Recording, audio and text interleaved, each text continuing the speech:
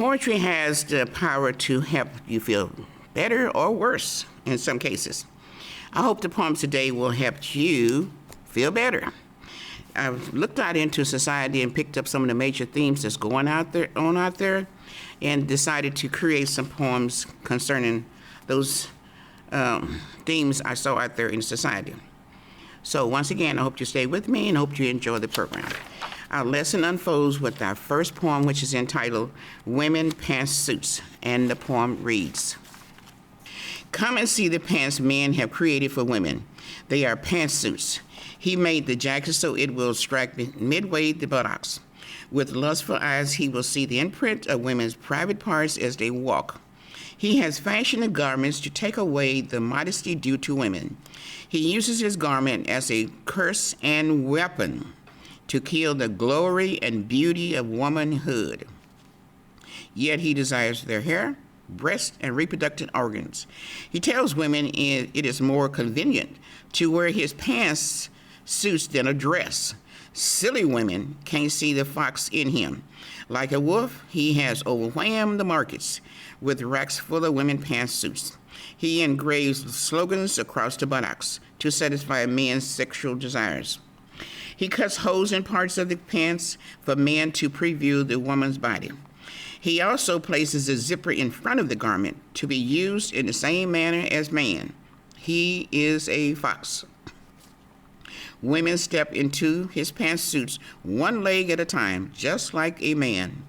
But their mothers should have taught them that women dresses are pulled over the head. Men garments are pulled onto the body one leg at a time. If you wear his pants, then he can wear your dresses. A true man would rather his bride wear a wedding gown than a pair of pants. Think about my poem, dear lady, and do your part to restore the mannerism of women. Don't let man destroy your God-given beauty through the wearing of his pantsuits." I'm glad for that first poem. It's just a thought again out there in society. We look around now, we just see the market just overwhelmed with pants, and women just wear pants. And some even have the gall to tell you that they do not even have a dress in their closet. That shows you the power that the pants have taken over the women. And this poem speaks for itself. We see the sexual desire of men, and this is how one way he gets his pleasure is through the wearing of that garment he has created for women. We're going on to our next poem. This one is entitled Hamburger and Murder. And it reads, January 15, 2015, Dylan Roof walked into an African-American Methodist Episcopal church located in Charleston, South Carolina. He joined the church Bible study class loaded with an American handgun and with the intent to kill. Like a fox, he took part in the Bible study. The members treated him with kindness. At the end of the class, he killed 9 church members. After the murder, local police took him to McDonald's for a hamburger. His hamburger meal was an award for his murder. Black lives didn't matter to him. The hamburger meal was a reflection of slavery. When white slave owners would hang our black men, they would go home and eat the best of food. They filled their bellies so they would have energy to continue their killings of African Americans.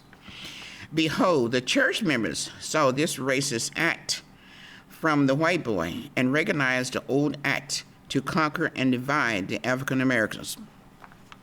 They recognized the trick of the fox.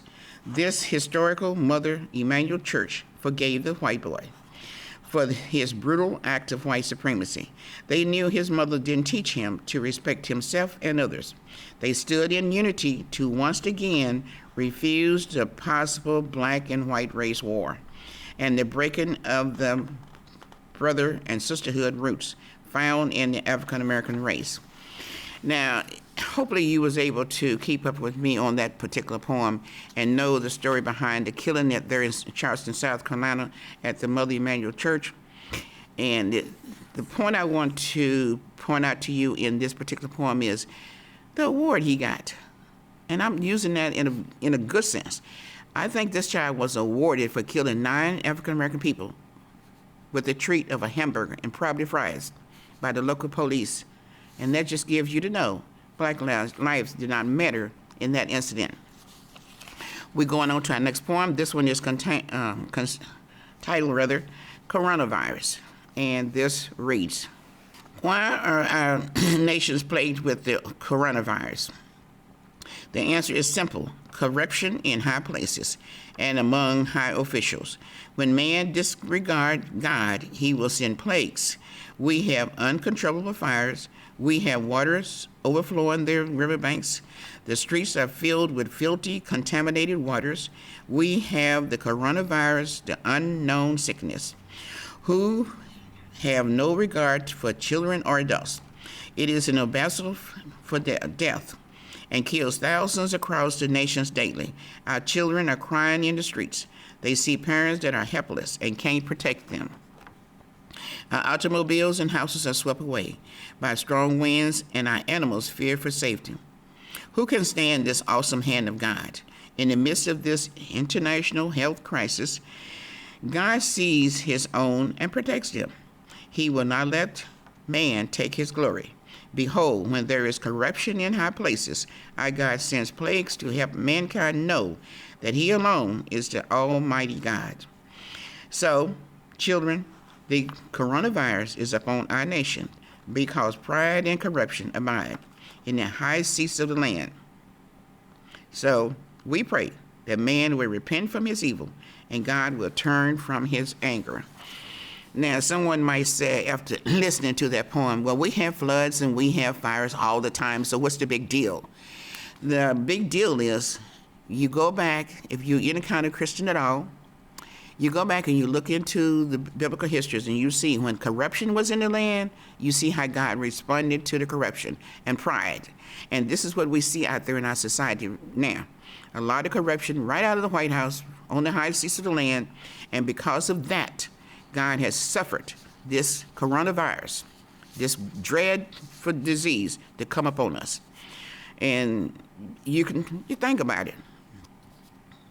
We're going on to our next poem. This one is entitled White Teachers, and it reads, oh, how I desired to be a teacher. Most of my life I watched white teachers boasting the fact they were privileged and prided themselves as being the only ones qualified to teach our black children from kindergarten to high school in what they considered their domain. They filled their heads with white lies. Some of the biggest lies were white skin is better than black skin, Columbus discovered America, Edison invented the light bulbs, and they will always be subject to whites, like their black slave ancestors. These lies they proudly taught. In some of our diverse schoolhouses, our black children are robbed weekly of having one African American teacher with no black role model teacher in early education. Our children are given a false sense of reality. This systematic racial bias was and is promoted in our democratic educational system today.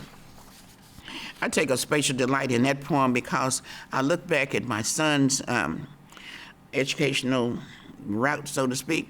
From kindergarten to 12th grade, he didn't have not one African-American teacher. And I think about that. He turned out okay. He turned out to be a psychiatrist in 30 years private practice. But he didn't have not one African-American teacher doing any of his early education. And this is a diverse educational system we're supposed to be having here in the United States of America. Now you think about it. Now, how could that happen? And I wonder in my mind how many more of our African-American students go from kindergarten all the way to 12th grade and never see one African-American role model teacher in the classroom. Let's go on to our next poem. This one is entitled American Slave Statutes, and it reads, someone asked the no-nonsense question, should American slave statues be removed from public places? In retrospect, asked a slave if he or she would enjoy looking at a statue of a slave owner that bought and sold them, chained, branded, and hung them on trees, raped their wives and their children, and considered them 3/5 humans. Asked them if they would enjoy looking at the statues, oh foolish person. George Washington and Abe Lincoln were slave owners. Their statues, along with all other slave owners, should be removed from public places. Even the one-brained person wouldn't enjoy looking at the statues of them that brought harm. To those that may read my poem and wonder why take the statues down, I would answer, look at the ropes on the black men's necks. Rub the scars on their backs. To those who ask the question, what should we do with what they considered works of art? I said, put these evil statues in exclusively slave museums, so our American government will never forget its black citizen it kept in slavery without reformation. So our black children will never forget the faces of those that owned and sold our ancestors to promote racism and white supremacy in America. And that was the whole idea behind slavery. It was just to promote white supremacy and racism. And the question you see in the poem about what do you do with the statues, I don't see where that should be a troubling question. I think all of the statues, as stated in the poem, should be removed from public places, and they should be put in an exclusive slave owners museum. So every time you walk through that door, you would know all the statues you're looking at are people who own African American slaves. Think about it. We're going on to our next, and just a final thought on that. Some said, well, if you take the statues down, you're removing all of our history. Abe Lincoln, George Washington, Thomas Jefferson, all of them slave owners. You take them down, what do you do about history? What are you doing about history? You're setting history straight.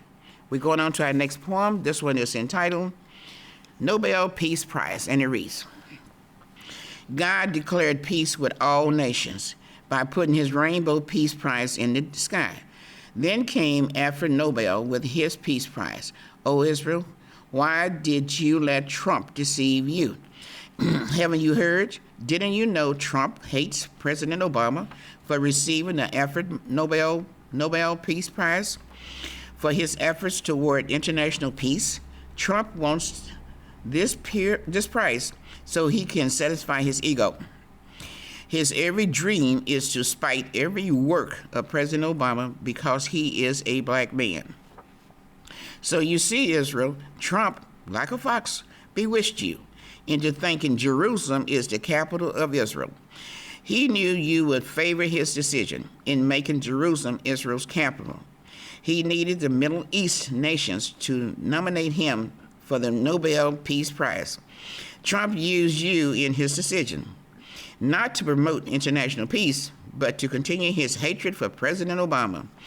His hatred for President Obama is crueler than the grave. Wake up, Israel, and call upon your Maker God, that he may free you from this Antichrist who comes to confuse and deceive the nations.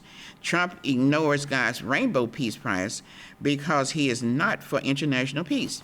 Did you not know he even refused to accept President Obama's American-born citizenship? Wake up, Israel. Shake yourself. Wake up and know that Trump is a golden calf with a mouth full of lies and stout words that believes dynamite brings world peace. The poem kind of ends with a reflection on Alfred Nobel's life. He was a person who invented explosive dynamites and all those explosive things.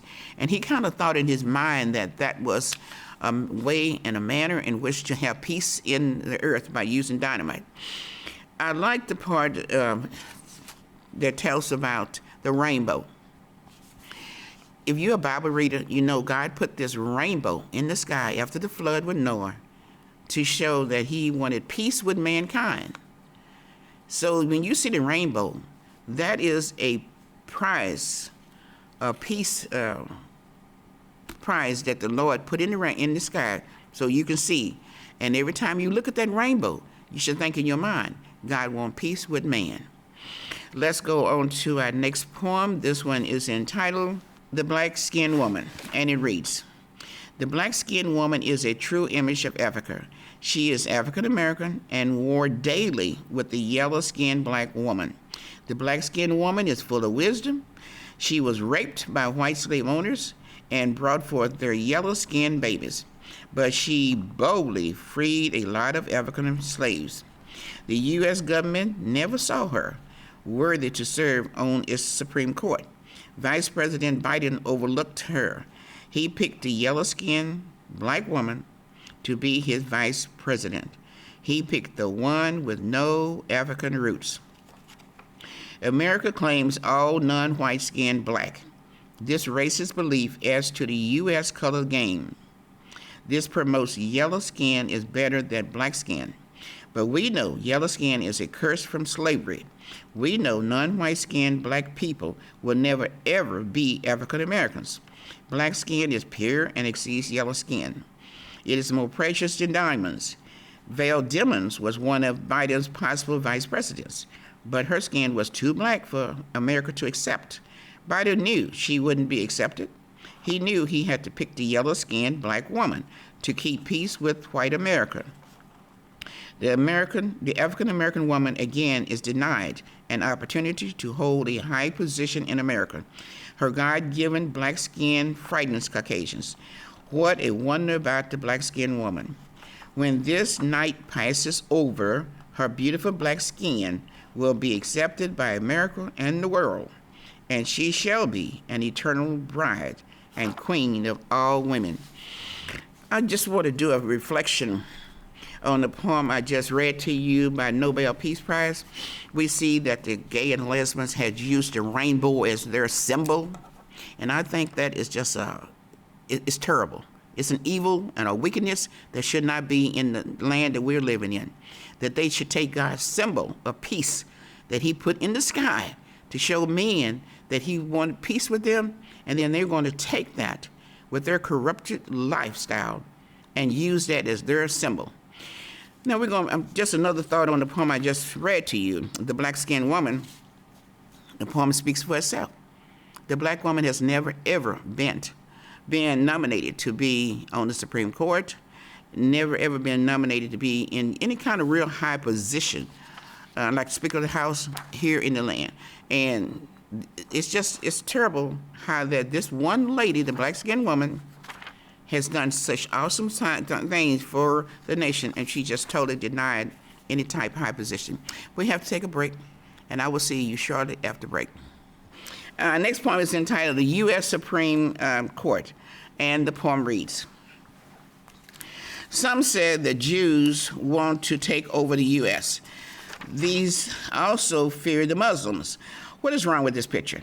It appears to me that Catholic people preceded the Jews and the Muslims. Consider, our Speaker of the House is Catholic. Consider our 9 U.S. Supreme Court judges. They are all Catholic, except Ruth Bader Ginsburg, Stephen Breyer, and Elena Kagan. What does this tell you? It says the Catholic rules the United States. Some of our presidents were of Catholic faith, but President Barack Obama wasn't Catholic. To be clear, 6 of our 9 Supreme Court judges rule from their church base.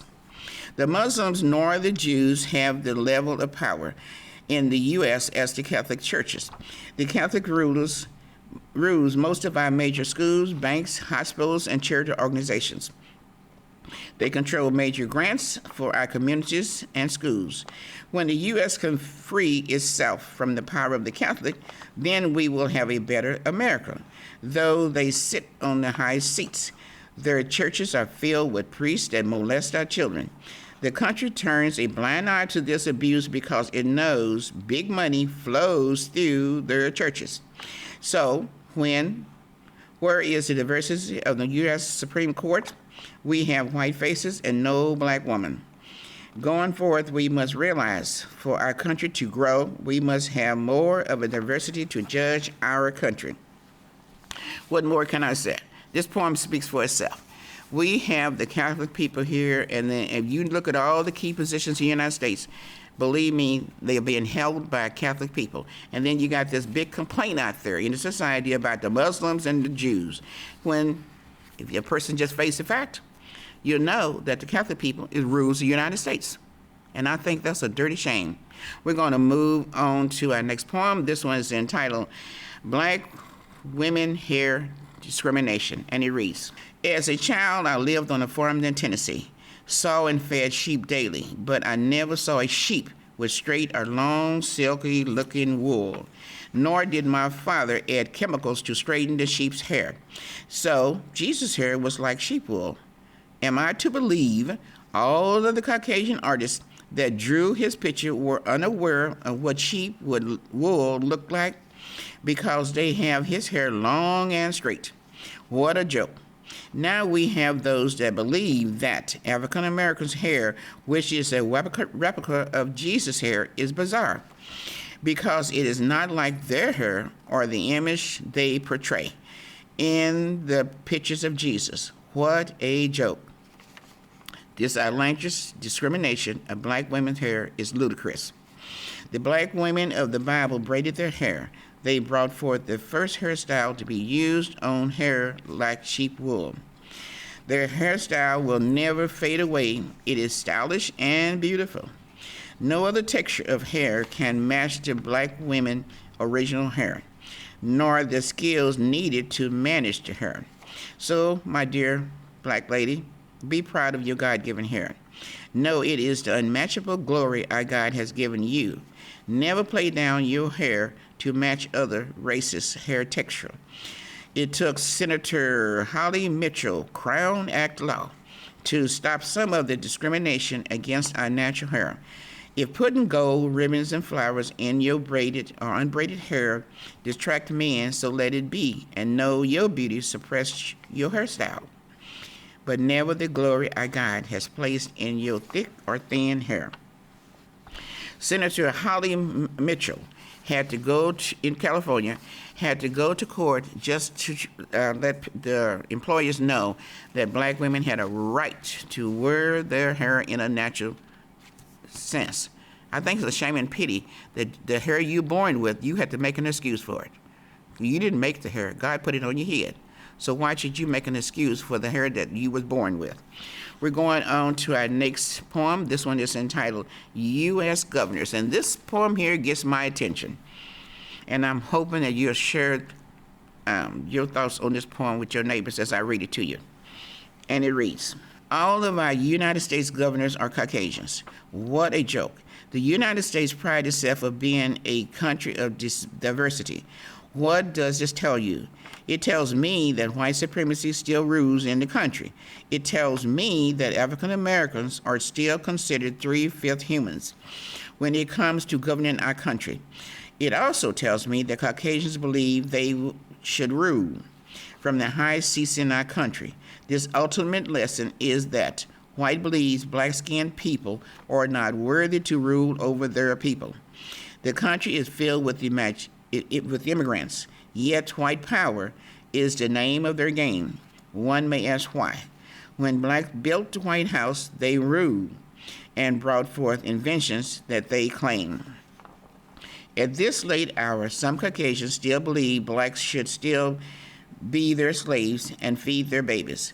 Nooses are never far from their hands. Some even hang them in their office building.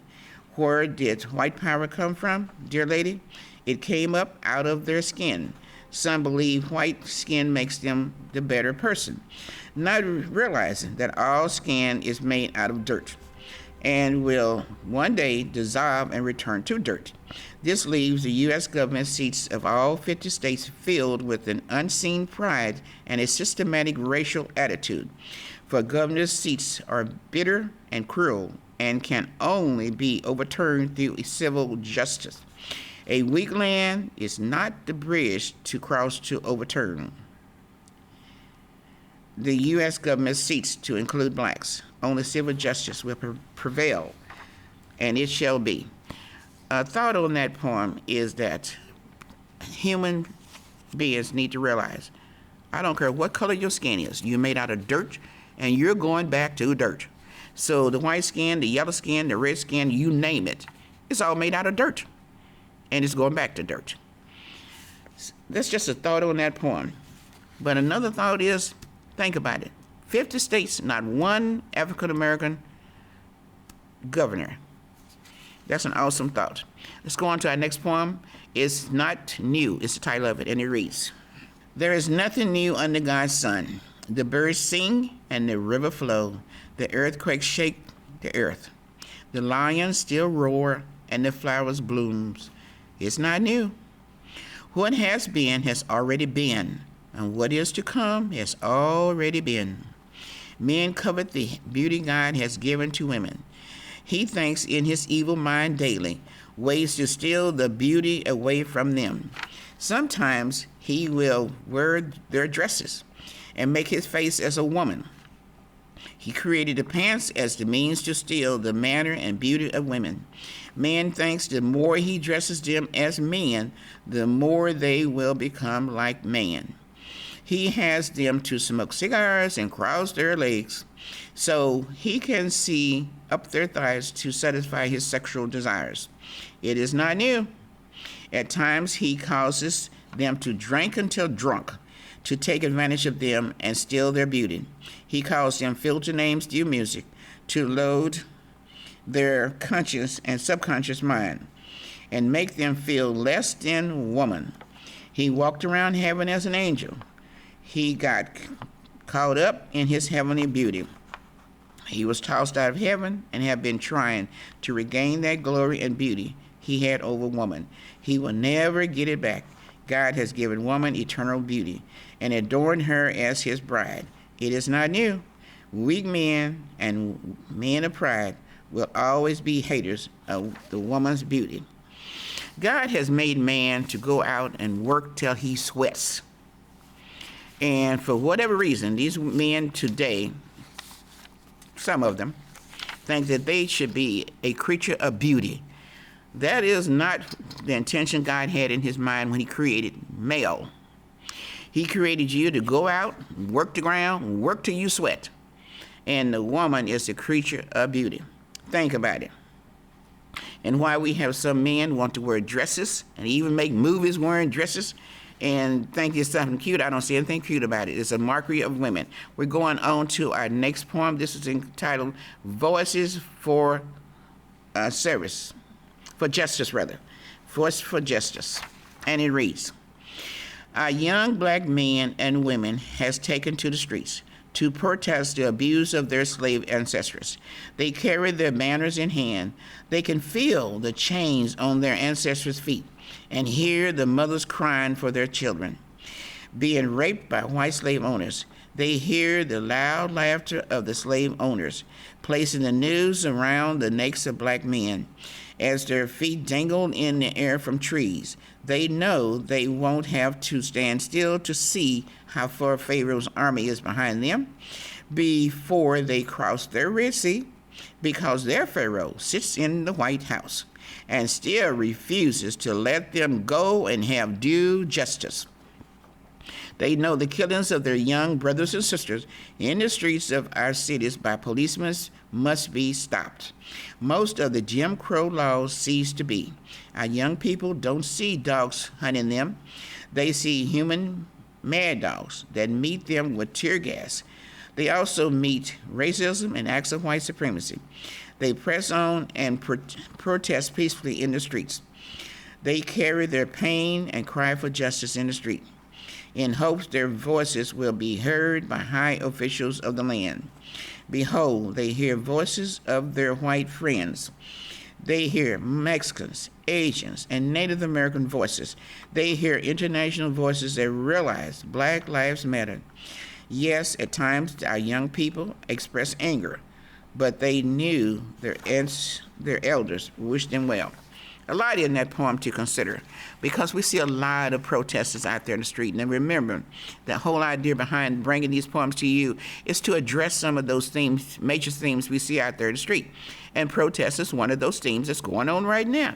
And we see a lot of that in the days of Dr. Martin Luther King, how he used the young people, so to speak, so to bring forth his nonviolent strategies in the land.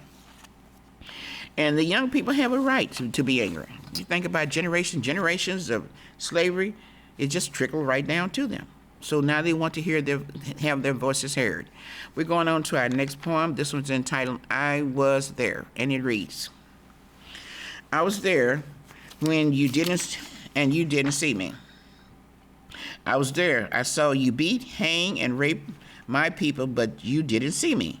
They sung my songs in your presence, but you didn't see or hear me. You hung a lot of my people. I was there.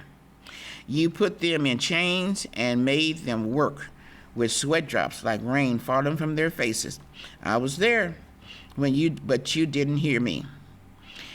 When I told you to let my people go, you didn't hear me. When I told you not to seek my dogs on my black people, you made my animals like the brute beast that was in you. I saw you.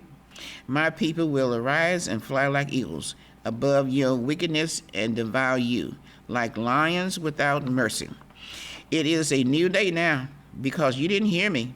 You hardened your hearts and rejected the hair and skin color I exclusively gave them to show my glory among my people. But my mercy and grace will never leave them, nor the inheritance I gave them. You can trace their tracks and prove I planted them as the oldest civilization on my earth. For this reason, I will never forsake the unique image I gave them on my earth. For 100 years you kept them bound and made mockery of them. I was there, but you didn't see me. Now it is a new day. I still see you.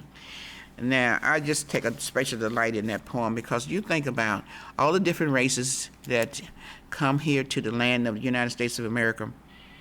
Most of them are yellow skinned, and not a one of those races, check it out for yourself, have been treated as the African American slaves.